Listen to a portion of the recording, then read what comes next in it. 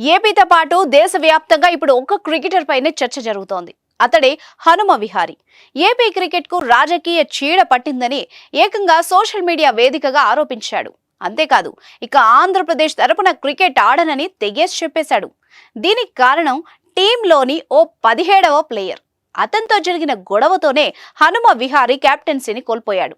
ఆ ప్లేయర్ రాజకీయ నాయకుడి కుమారుడని, అందుకే తన కెప్టెన్సీ పోయిందనేది విహారీ ఆరోపణ.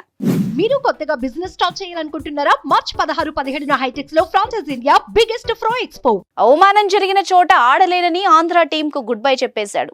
దీంతో అసలు గొడవకు కారణమైన ఆ 17వ ప్లేయర్ ఎవరు, ఆ వివాదం ఏంటి, అతడి పొలిటికల్ బ్యాక్గ్రౌండ్ ఏంటి అన్న దానిపై చర్చ మొదలైంది. ఆ వివరాలు ఇప్పుడు తెలుసుకుందాం.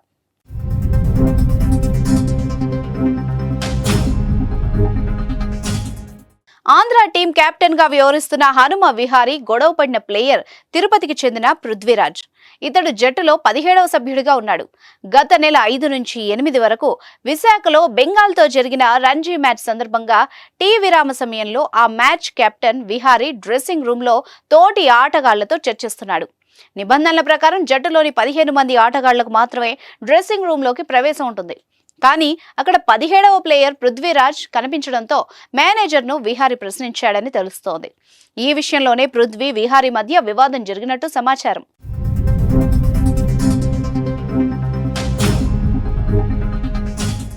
తిరుపతి కార్పొరేటర్ కె నరసింహాచారి కుమారుడు పృథ్వీరాజ్. అతనికి రాజకీయ అండదండలు పుష్కలంగా ఉండడంతోనే విహారీని తప్పించారని ఆరోపణలు వినిపిస్తున్నాయి. పృథ్వీరాజ్ తండ్రి నరసింహాచారి వైసీపీ ఎమ్మెల్యే భూమన కరుణాకర్ రెడ్డి అనుచరుడని సమాచారం. ఇక వైసీపీ నేత చెవిరెడ్డి భాస్కర్ రెడ్డి కుమారుడు హర్షిత్ రెడ్డి చిత్తూరు జిల్లా క్రికెట్ సంఘానికి అధ్యక్షుడిగా వ్యవహరిస్తున్నాడు. గొడవ జరిగిన అనంతరం అవమానంగా భావించిన పృథ్వీ తన తండ్రికి ఫోన్ చేశాడని, సదరు నేత చిత్తూరు జిల్లా క్రికెట్ సంఘం నుంచి ఏసీఏ కార్యదర్శి గోపీనాథ్ రెడ్డికి ఫోన్ చేయించి తను విహారీపై చర్యలు తీసుకోవాలని ఒత్తిడి చేశాడని వార్తలు వస్తున్నాయి. దీనిపై ఏసీఏ యాజమాన్యం కూడా తన్నే వివరణ అడగడంతో విహారీ ఆవేదనకు గురయ్యాడు. అనంతరం జరిగిన పరిణామాల నేపథ్యంలో కెప్టెన్ పదవి కోల్పోయాడు. తర్వాత ఆంధ్ర టీంను వదిలేసినట్టు ప్రకటించాడు. హనుమ విహార్ని కెప్టెన్ గా తొలగించిన తర్వాత అతడితో గొడవ పడిన పృథ్వీరాజ్ మినహా జట్టులోని మిగతా 15 మంది సభ్యులు ఏసీఏ పెద్దలకు ఒక లేఖ రాశారు. విహారీ తప్పేమీ లేదని, కెప్టెన్ గా కొనసాగించాలని కోరారు. వారిలో విహారీ తర్వాత కెప్టెన్ గా ఎన్నికైన రికీ బుయ్ కూడా ఉన్నాడు. విహారీపై ఫిర్యాదు చేసిన విషయాలు నిజం కావని ఏసీఏ దృష్టికి తీసుకొచ్చారు. విహారీతో తమకు ఎలాంటి సమస్యలు లేవని చెప్పి ఓ లేఖ కూడా రాశారు. కానీ ఏసీఏ మాత్రం ఆ లేఖను పరిగణలోకి తీసుకోలేదు.